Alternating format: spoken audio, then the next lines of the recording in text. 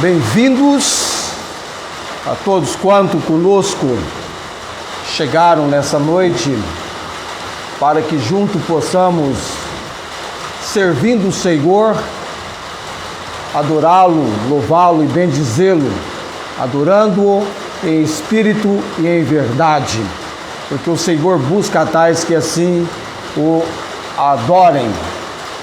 Deus tem nos dado neste dia dele a chuva vindo à tarde, talvez diferente do que aconteceu na capital, na cidade de São Paulo, quando abundantemente choveu por lá, mas a chuva tem chegado e apenas um momento de pausa para que os irmãos pudessem chegar.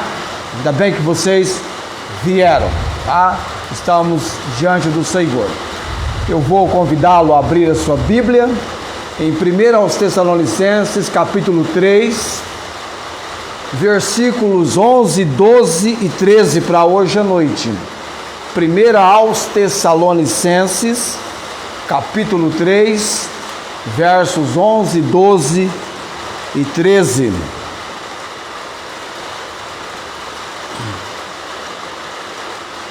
Paulo vai concluir este trecho da palavra com uma oração de algo que era o desejo que estava no coração dele em favor da igreja em Tessalônica. 3 desejos estavam no coração do apóstolo Paulo em favor daqueles irmãos. Tanto o verso 11, 12 e 13. Cada versículo vai indicar para nós um desejo que estava no coração do apóstolo Paulo, e ele ora em favor daquela igreja que ele tanto desejava visitá-los, mas no momento estava impedido, impossibilitado. Vocês já encontraram o texto? 1 aos Tessalonicenses, capítulo 3, versículo 11, 12 e 13. Apenas estes três versos. Nós desenvolvemos o capítulo 3, mostrando situações enfrentadas pelos Tessalonicenses, os problemas que eles enfrentavam. Depois a visita de Timóteo, a visita e o resultado da visita dele, que trouxe para Paulo um relatório, e agora a oração ocasionada pelo relatório. Ora, aliás, eu vou no versículo 10, orando abundantemente dia e noite, para que possamos ver o vosso rosto e supramos o que falta à vossa fé. Ora, o mesmo nosso Deus e Pai e nosso Senhor Jesus Cristo encaminha nossa viagem para vós, e o Senhor vos aumente e faça crescer em caridade ou amor, uns para com os outros e para com todos, como também o fazemos para convosco, para confirmar os vossos corações, para que sejais irrepreensíveis em santidade diante de nosso Deus e Pai, na vinda de nosso Senhor Jesus Cristo, com todos os seus santos. Amém? Vamos orar nesse momento. Pai bendito, graças te damos, Deus, por tudo quanto vindo do Senhor mostra para nós a manifestação da graça do Senhor. Obrigado, ó Pai, pela possibilidade que temos, ainda que em menor número, reunidos, cultuarmos e bendizermos o Senhor Deus Todo-Poderoso, que tem controle, domínio sobre todas as coisas. Ó Deus, dirija-nos, capacita-me, pregando a Tua palavra hoje à noite, que ela seja pregada em poder e demonstração do Teu Santo Espírito. Dá ao teu povo, ó Deus, um ouvido atento, um coração aberto pelo Senhor, e decisões que serão tomadas daí por diante, sendo na prática vivida pelo teu povo. Oramos, buscando a tua direção, Deus. Temos lançado diante do Senhor a oração em favor da Tayana, com forte dor de cabeça, sobre ela esteja a mão do Senhor. Irmão Eurípides, em Ribeirão Preto, aguardando exames. Irmã Isaura, Deus, ainda enferma, padecendo. Irmã Cláudia, clamamos ao Senhor. Oramos neste momento, também dando graça por cada gota de chuva que vem do Senhor e o controle do Senhor sobre a mesma. Pai, tu damos graças e oramos no nome de Jesus. Amém.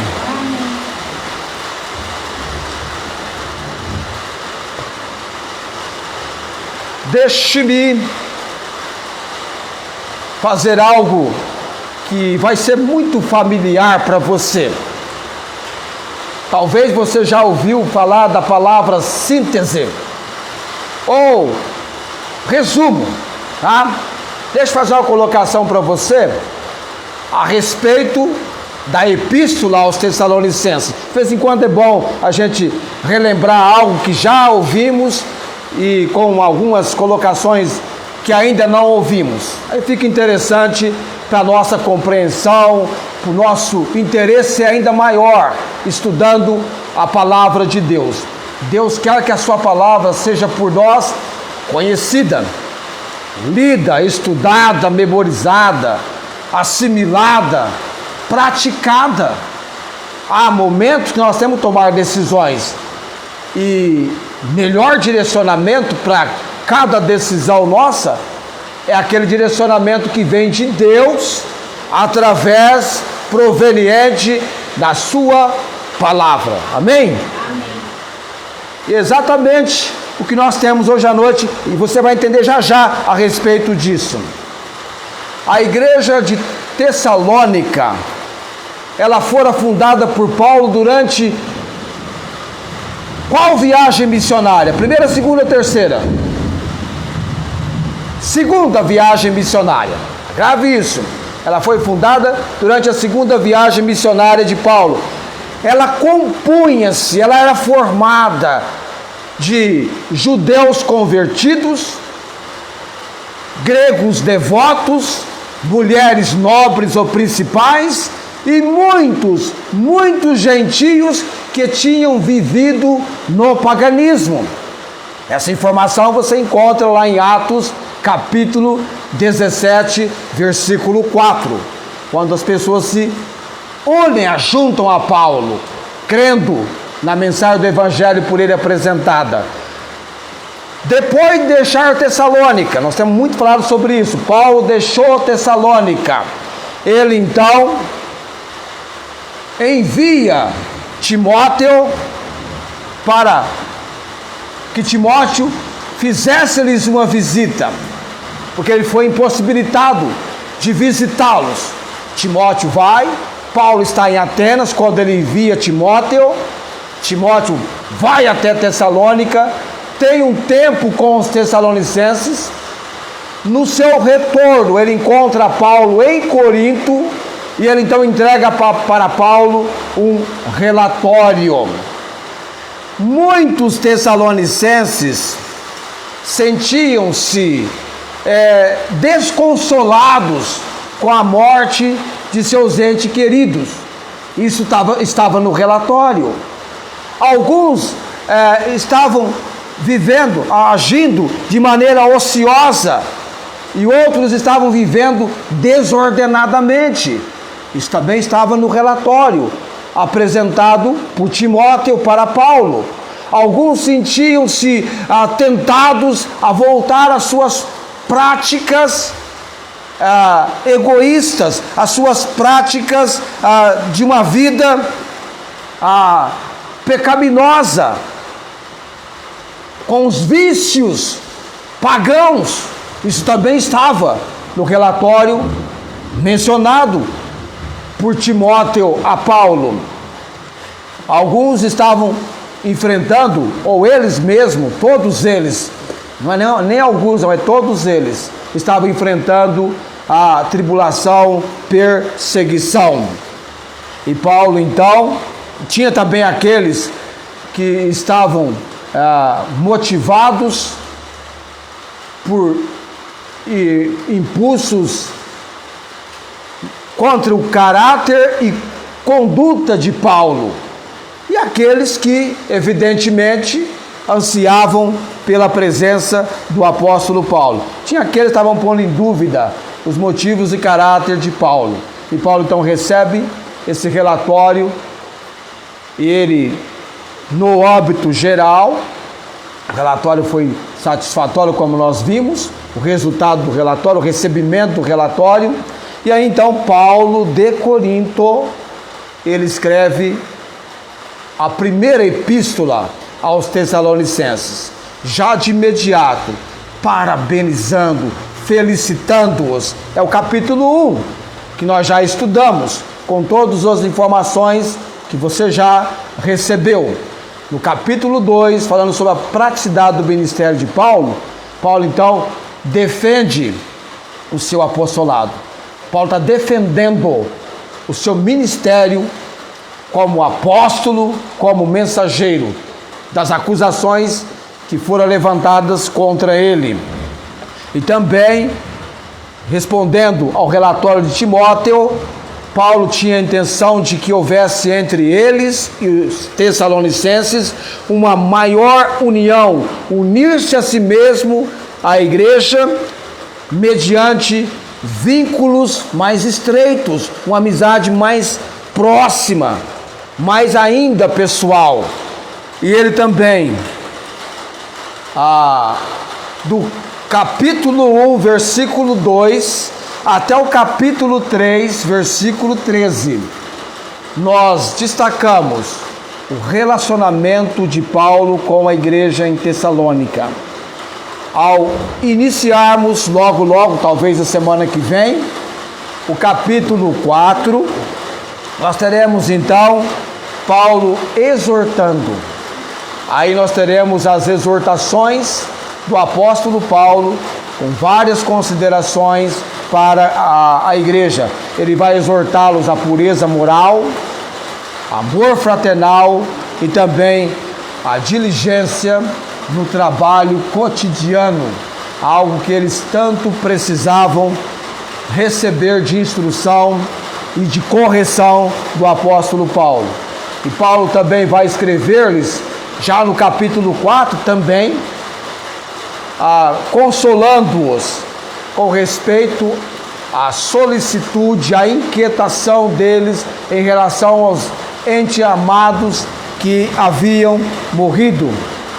E vai falar também sobre o dia do Senhor, o livramento para o dia do Senhor, e exortá-los à vigilância e também a praticarem uma conduta ordenada, condizente no seio da igreja. Essas duas epístolas, tanto a primeira quanto a segunda, elas são importantes, não apenas porque são mencionadas as primeiras cartas escritas por Paulo, mas também porque elas revelam muito do caráter do ministério apostólico, do ministério de Paulo, e também as condições prevalecentes naquela igreja, e também por conter ensinos relativos à segunda vinda de Cristo. É nesta primeira carta que Paulo vai falar sobre o arrebatamento da igreja. Na segunda epístola, na segunda carta, ele vai trazer ensinos importantes sobre a volta de Jesus e o levantamento do anticristo.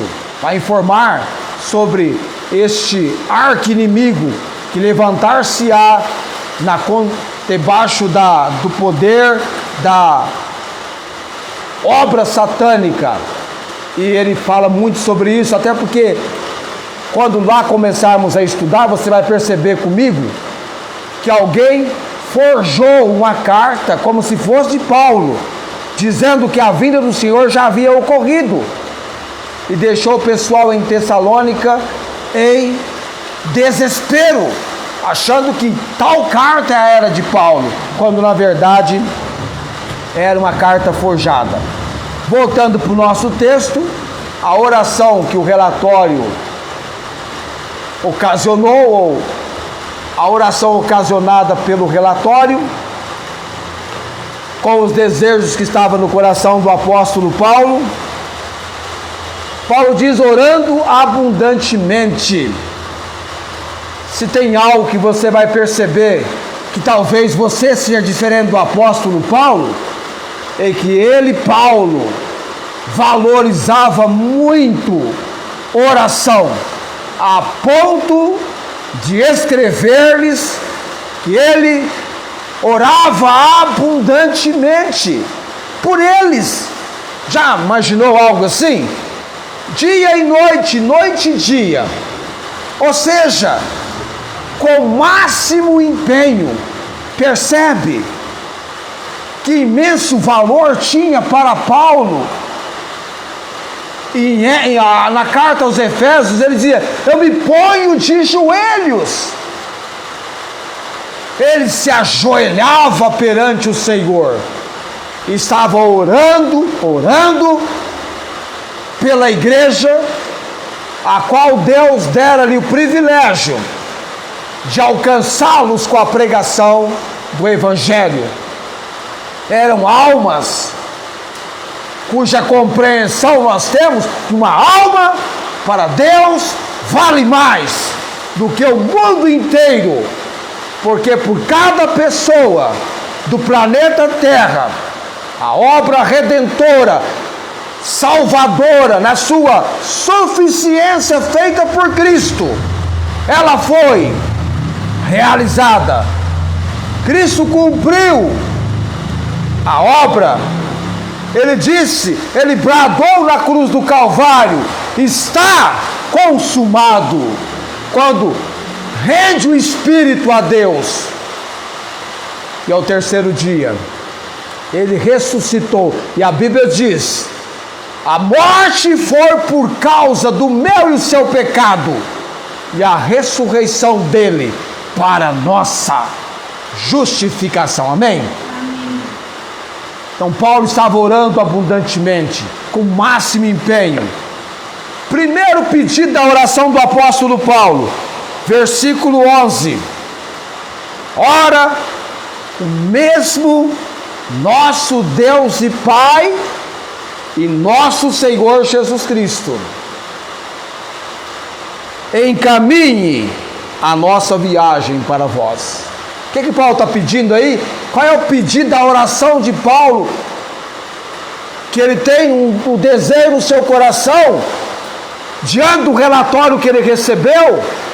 Ele está dizendo que no seu pedido de oração em favor dos Tessalonicenses, que estava no seu coração, para que ele pudesse ir ter com eles. Olha, o grande desejo, primeiro pedido dele, que ele pudesse estar com eles. Paulo desejava algo que eu e você precisamos aprender a desejar diante de Deus: a direção de Deus. Amém? A direção de Deus. Quando ele escreveu, ele menciona no versículo 17 a intenção de visitá-los, que ocasionou na ida de Timóteo. Ele fora impedido por Satanás, que impedira a sua volta a Tessalônica. Você acha que Paulo, como que Paulo ficou? Como você ficaria quando os seus planos são frustrados? Você fica desapontado, decepcionado, quando Deus intervém e traz um impedimento. Mas Paulo entendia, e nós precisamos também entender: o controle está com Deus. Amém? A direção é dele. Como agora que nós temos a primeira reunião nossa, não é? em que a chuva nos acompanha. Finalizando, porque se fosse para domingo que vem, que Deus nos desse essa chuva de hoje, já não seria mais janeiro. Já estaremos a domingo que vem, Deus abençoando, em fevereiro. Então tem uma direção de Deus, amados. A vontade é dele, o propósito é dele. Deus mesmo é quem diz,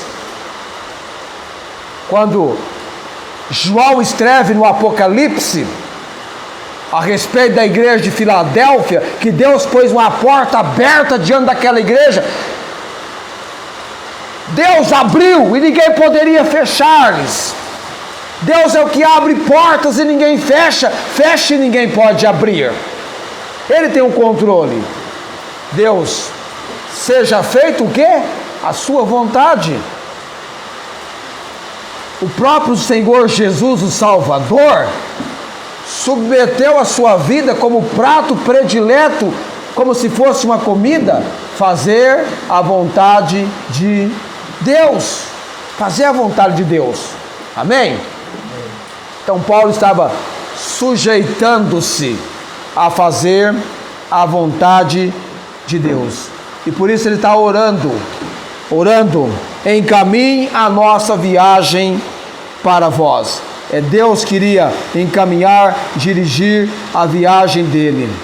Não fique aborrecido quando os seus planos, ainda que sejam planos dentro da vontade de Deus, mas não é a hora daquele plano, daquele propósito acontecer, e Deus vai estar dizendo, não é a hora ainda, espera, temos que esperar.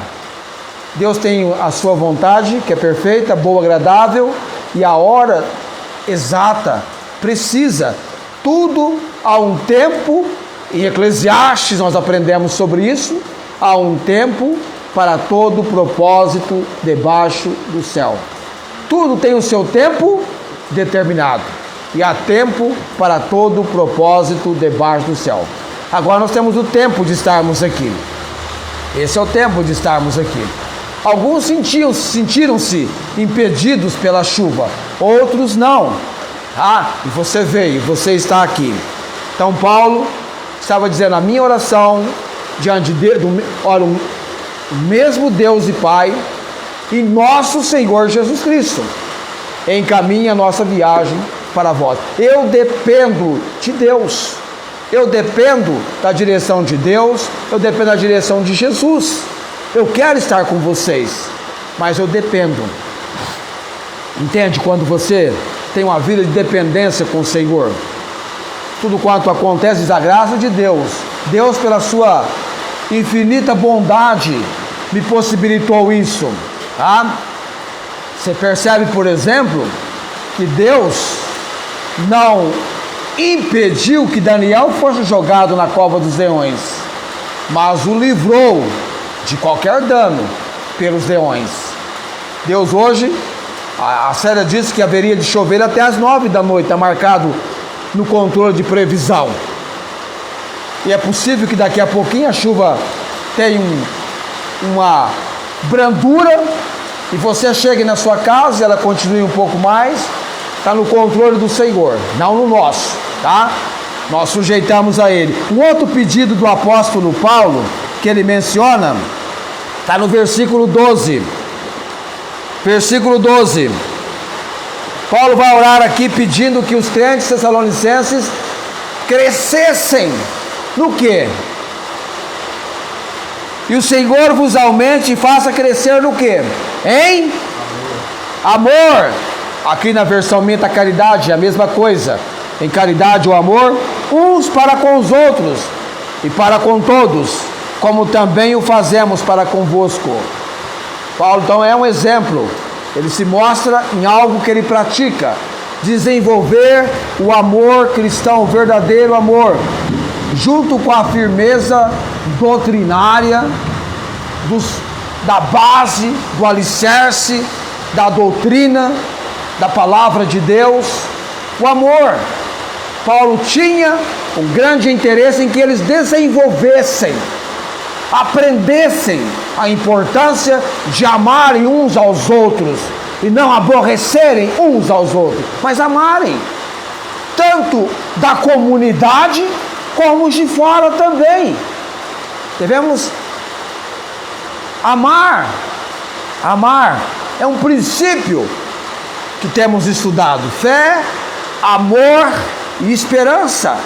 Nós estudamos 1 Coríntios capítulo 13 sobre o amor. O amor não devia ser algo inativo. Sabe o que é algo inativo? Que não é ativo. Deve ser algo ativo. Algo em ação, em praticidade. Amar até mesmo os inimigos. Pessoas que não toleram, não suportam você. Mesmo assim, você, por obediência à palavra de Deus, vai entender que não há impossíveis para Deus. Que Deus pode capacitar-nos a amar a todos. Devemos então pedir: Senhor, ensina-me como amar, como crescer em amor. E Paulo está orando para que o Senhor vos aumente. Não é eles que vão aumentar, é Deus que vai levá-los a um crescimento em amor. Entenda, não é você que faz e acontece. Você depende do Senhor. Você depende do Senhor. É uma obra do interior para o exterior. Nós não somos super-heróis. Somos miseráveis pecadores diante de um Deus todo-poderoso, cuja vida, cujo viver, devemos aprender a depender dele, tá? Então, que você se entregue a esse conhecimento, a essa compreensão, até mesmo para o crescimento em amor deles. Paulo está orando perante o Senhor. Terceira consideração de oração de Paulo: primeira, viagem; segundo, que eles pudessem crescer em amor; e terceiro, versículo 13, para confirmar os vossos corações, para que sejais irrepreensíveis em santidade diante de nosso Deus e Pai, na vinda de nosso Senhor Jesus Cristo com todos os seus santos. Terceiro pedido que estava no coração de Paulo em favor daqueles convertidos de Tessalônica, daquela igreja, é para que eles pudessem ser confirmados em santidade. O caráter cristão estava em formação. Ter uma vida santa perante o Senhor não é algo da noite para o dia. Santidade é algo muito sério na Bíblia, na palavra de Deus. Envolve todo o seu ser. É uma questão que vai trabalhar o seu caráter. Aquilo que distingue, destaca você das demais pessoas. O seu caráter. E deveria eles ter um caráter de alguém confirmado em santidade. Santidade, nós entendemos que é a separação do pecado para Deus. Tem coisas que você, antes da conversão, praticava, que são pecaminosas. Algumas dessas atitudes que você tinha, não dá certo. Ainda que seja no terreno cinza. O que é terreno cinza? Coisas que aparentemente não seriam coisas que não comprometeria tanto você. Por exemplo, Paulo diz: todas as coisas são lícitas, mas nem todas as coisas são convenientes. Eu não me deixarei dominar por nenhuma delas. Então, o viver cristão te leva para uma esfera de vida onde você vai estar seguindo Jesus. O seu modelo, o seu padrão, agora é um outro padrão, é um outro modelo, é uma vida de separação para Deus. Deus é santo, santo, santo. Toda a terra enche-se da sua glória.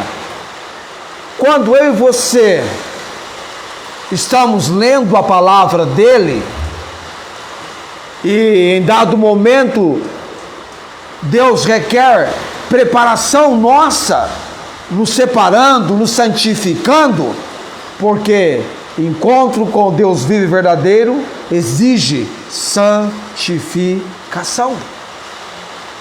Hebreus vai falar para nós, santificação sem a qual ninguém verá o Senhor. Muda tudo na sua vida. A sua maneira de pensar vai mudar, tem que mudar.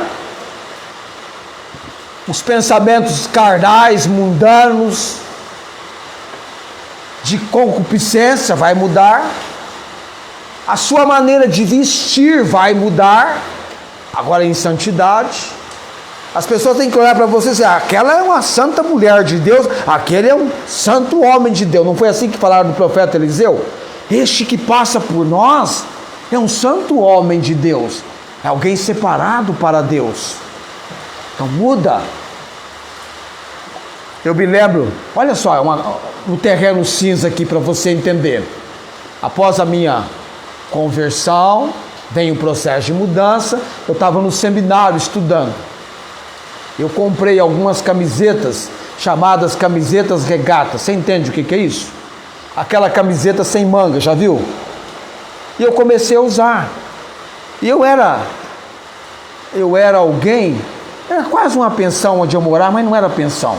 Mas a gente tinha um quarto ali alugado, e a dona Joana era a esposa do César, que era o proprietário daquele local. E um dia, veja bem, uma mulher que não era da igreja, de fora, ela chegou para mim e falou assim, você está estudando para pastor? Eu acho que não fica bem você andar com essas camisetas regatas, sabe, sem manga. Eu falo para você uma coisa, na hora eu recebi a admoestação e não mais usei camisetas regatas, e até hoje eu não uso camiseta regata, porque ela não sentia bem ver-me daquele jeito. E ela foi a pessoa usada, como Jetro foi usado para ajudar Moisés em algo que Moisés precisava. Então, até mesmo muitas vezes os de fora vão perceber algo, isso não é conveniente para você. Então muda, eu mudei passei a usar camisetas com manga. Qual o problema disso? Nenhum para mim. Mas se eu continuar usando, ia incomodá-la. Algo no terreno cinza. Talvez para outros. Se outros usam e ninguém fala nada, tudo bem. Mas nós precisamos entender. Vão ser confirmados em santidade, em separação. Porque o mundo, amados, eles ditam a moda com um propósito, com uma intenção. E a roupa, a vestimenta do crente, do povo de Deus, é diferente. Porque você é diferente. Você está andando na luz e não nas trevas. Você saiu das trevas. Agora você quer agradar não a você mesmo, mas ao Senhor Jesus. Porque afinal das contas, ou na compreensão da somatória dos fatos, eu e você vamos comparecer perante o Senhor Jesus, no julgamento do bema das obras. Mas eu tenho Cristo, aquele julgamento que a Bíblia fala, não vou participar de. Não, o julgamento do grande trono branco, não. Se você é salvo, não. Mas você vai comparecer perante o julgamento das obras. Tá? Então é muito importante. As pessoas sem Cristo, sabe como que elas leem a Bíblia? Através da minha e da sua vida. Através da nossa vida. Eles estão lendo a Bíblia. Estão vendo nós, entenda isso. Não é a revolução da mudança, quem vai provocar em você não é você mesmo. É o Senhor. Você vai apenas dizer, Senhor, me transforma, me muda. Entendeu? E Ele vai usar quem Ele quer nesse aspecto. Por quê? Porque a sua vida, se você realmente tem Cristo como Senhor e Salvador, Você já tomou a cruz, você já caminhou para a morte. A posição sua agora não é de alguém que vive. Não mais vivo, Paulo falou, já estou morto com Cristo. Quem é que vive? Quem é que vive em você? Cristo vive em você. Cristo vive. As pessoas podem dizer assim, aquela pessoa ali é uma pessoa que verdadeiramente está servindo Jesus Cristo. Está dedicando a vida dela para Cristo. Ela tem compromisso. A coisa mais triste é a pessoa que nem sabe onde ela está e por que ela está em tal lugar. Tem gente que não tem a menor noção. Dá aquela impressão assim, caiu de paraquedas. Não entende qual é o propósito de Deus na vida. Está vivendo completamente, a expressão mais precisa é essa, está perdido. Está perdido na vida. Não sabe que direção, que rumo tomar. E talvez o mais grave é que tal pessoa verdadeiramente não recebeu Jesus como Senhor e Salvador. Porque é algo que revoluciona o ser. A pessoa, quando verdadeiramente confessa Jesus como seu Senhor e Salvador, ela entende, ela percebe o quanto é pesado, o quanto é duro, o quanto massacra, o quanto é de peso e tormento você está debaixo do jugo do pecado. Por isso Jesus falou, vinde a mim, todos que estáis cansados e sobrecarregados ou oprimidos, e eu vos aliviarei. Tomai sobre vós o meu jugo, e aprendei de mim que sou manso e humilde de coração, e encontrareis descanso para as vossas almas. O jugo de Jesus é suave, o fardo é leve, mas o jugo do pecado é pesado. O pecado é um cruel senhor, e há milhares de pessoas agora, escravas do pecado. Nunca me esqueço do pregador falando neste aspecto de que o pecado é um cruel senhor que escraviza de um homem trabalhador na área rural, que entrega o trabalho de cortar canas, entrava numa fileira e como ninguém trabalhava, mas no término do dia ou da semana entregava-se à crueldade daquilo que o pecado fazia com ele, dominando-o com a bebida, e vinha ele, não dava nem para dizer que era ele empurrando, segurando a bicicleta. Se tirasse a bicicleta, ele esborracharia ao chão, de tão bêbado. E outros mais, no mundo da perversidade, da imoralidade, das drogas. Eu me lembro na década de 80, um pouquinho após iniciar o ano de 1980, tinha um lugar em Barretos que era o lugar da venda do corpo das meretrizes se exporem, sentadas na calçada, em plena luz do dia. E era um lugar diferenciado. Você sabia que aquele lugar era diferenciado de imediato, pela maneira como elas se vestiam. Hoje, aquele lugar tomou a cidade inteira. Em qualquer lugar você encontra pessoas,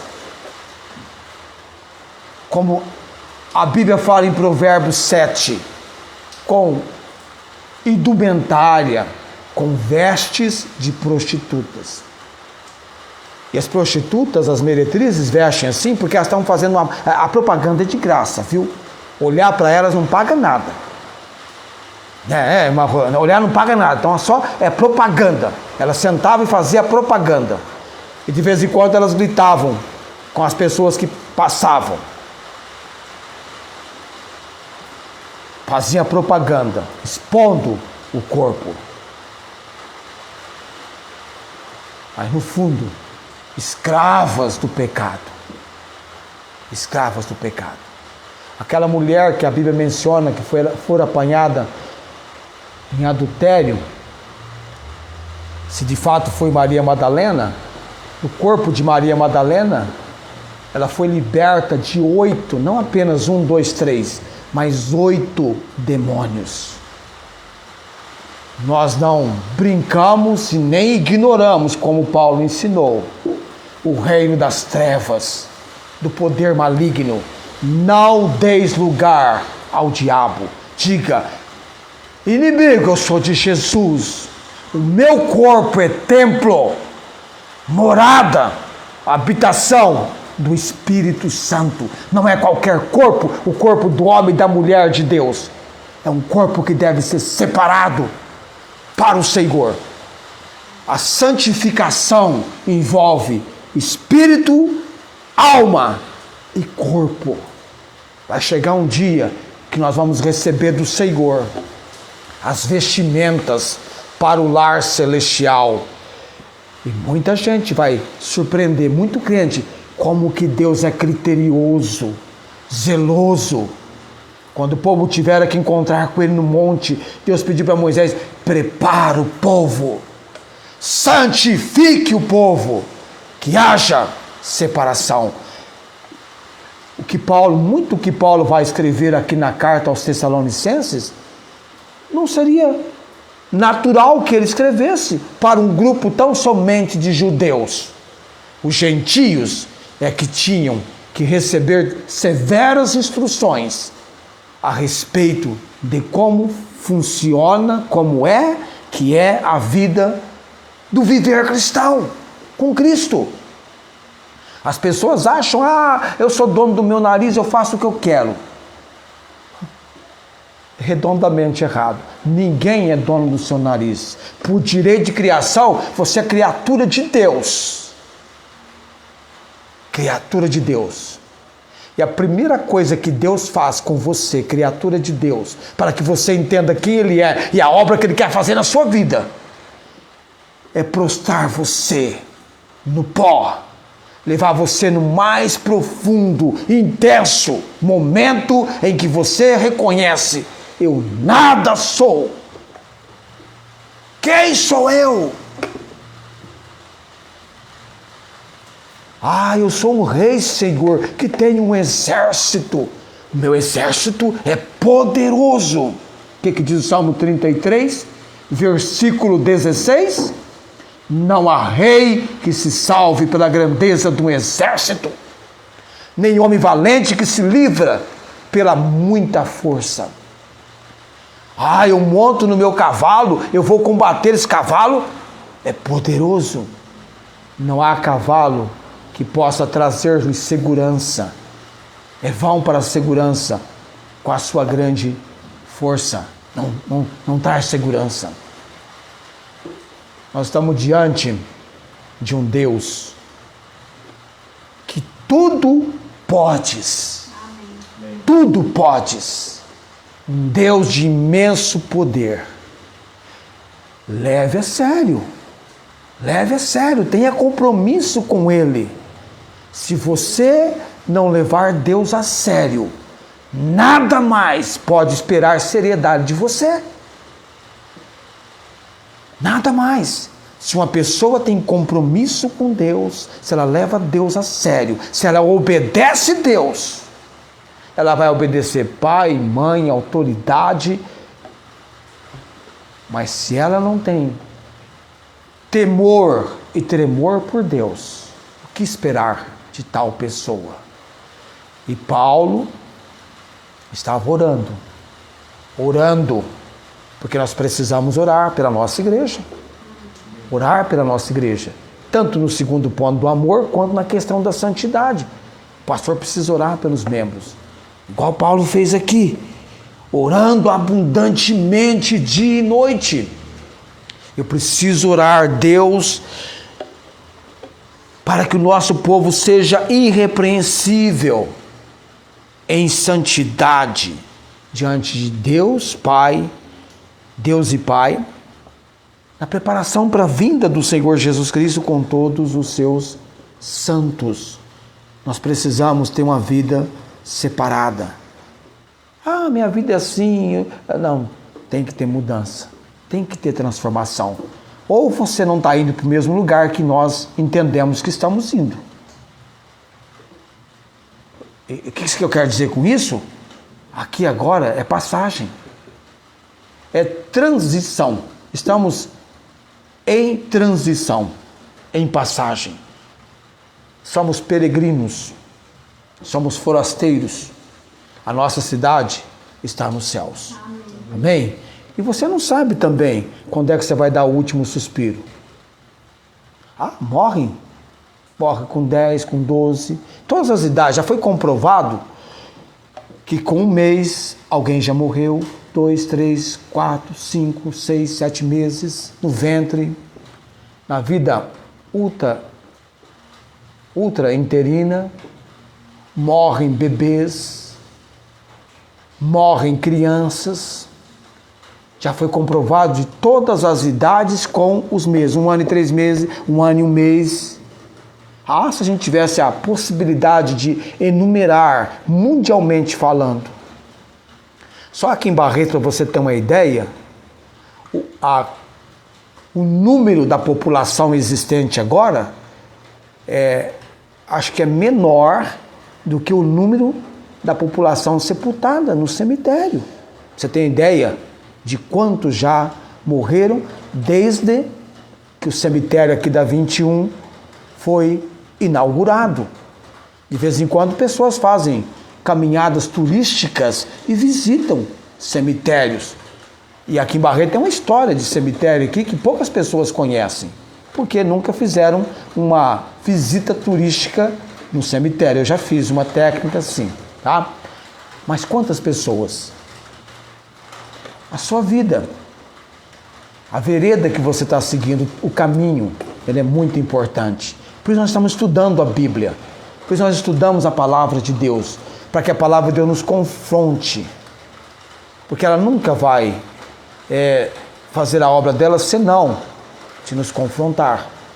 A palavra de Deus, ela é, na expressão de Tiago, ela é espelho. Quando você olha ao espelho, se você olhar no espelho, você não vai ver outra pessoa, você vai enxergar a sua imagem exatamente como você é.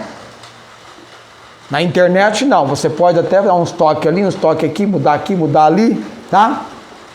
Mas no espelho, tanto é que inventaram aquela historinha, espelho, espelho meu, não é? Da bruxa que queria ser mais bonita do que a historinha da Branca de Neve. São contozinhos, tá? Nada vindo para tão forte realidade. Mas a Bíblia é o espelho, ela mostra. E quanto mais nós lemos a Bíblia, mais pecador nós sentimos, mais nós confessamos, mais nós buscamos o Senhor. O que estava no coração do apóstolo Paulo? Visitá-los. Amor deles. E irrepreensíveis em santidade. Agora vai começar a exortação no capítulo 4. Você vai ver o que ele vai falar sobre santificação. Como que ele vai pegar pesado com eles nessa área. Tudo porque a sua maioria gentios. Que veio de uma vida, de um padrão cultural totalmente diferente. E agora tinham que mudar, experimentar uma mudança. E Paulo entende, Deus é poderoso, eu estou falando com Deus, eu estou orando por vocês. E Paulo assim procede, como nós também temos.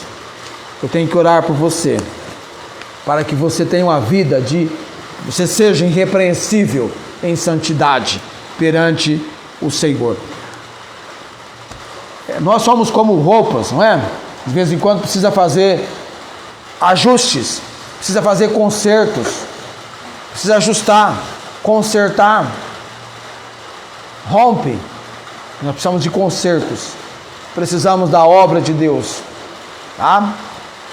Mas esse ano eu vou ser assim para o senhor. Não, esse ano eu busco a graça de Deus, para que eu possa ler a Bíblia como me é devido, para que eu possa orar como me é devido. Agora tem alguém que está muito interessado em ver você vivendo a maior carnalidade da sua vida, tá? Satanás está interessado em que você tenha uma vida carnal, em que você despreze a autoridade da palavra de Deus e que você siga aparentemente que você pensa que está seguindo ou fazendo a sua vontade. Você está sendo um escravo do inimigo e também escravo da carne e, consequentemente, precisando de libertação do poder do pecado. Coloquemos-nos em pé nesse momento, vamos orar. Já chegamos a 8h22 no tempo nosso.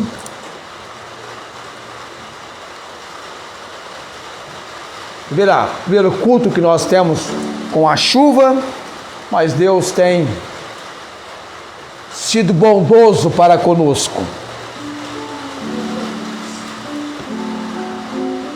Ok, vamos orar nesse momento e agora nós temos 3 pedidos de oração. O primeiro, já estou com vocês, não tem a necessidade de viagem, né? Mas o amor e a santidade nós temos que orar. Oremos. Bendito Deus e Pai Celestial, graças damos, porque ainda com este tempo de chuva, o Senhor que é o Deus de toda a providência, que opera para que a condição vinda do Senhor fosse nos dada, e a Tua palavra foi pregada, Deus. Ó Deus, oramos pelos 2 pedidos do apóstolo Paulo em favor dos Tessalonicenses, para que eles pudessem crescer em amor. Oramos também pelo nosso povo, Deus, para que possam crescer em amor e também serem irrepreensíveis em santidade. Que sintam incomodados e alertados pelo Senhor sobre práticas pecaminosas ou práticas que não ficam bem para um homem e mulher de Deus. Ó Deus, traga direcionamento. Nós clamamos a obra do Senhor, orando no nome de Jesus Cristo, bendito e eterno Salvador. Amém. O Senhor te guarde e te abençoe. O Senhor faça resplandecer o seu rosto sobre ti e tenha misericórdia de ti. O Senhor sobre ti levante o seu rosto e te dê a paz. Amém. A nossa alma espera no Senhor. Ele é o nosso auxílio e o nosso escudo, pois nele se alegra o nosso coração. Seja, Senhor, a misericórdia dele sobre nós, que nele esperamos. Amém.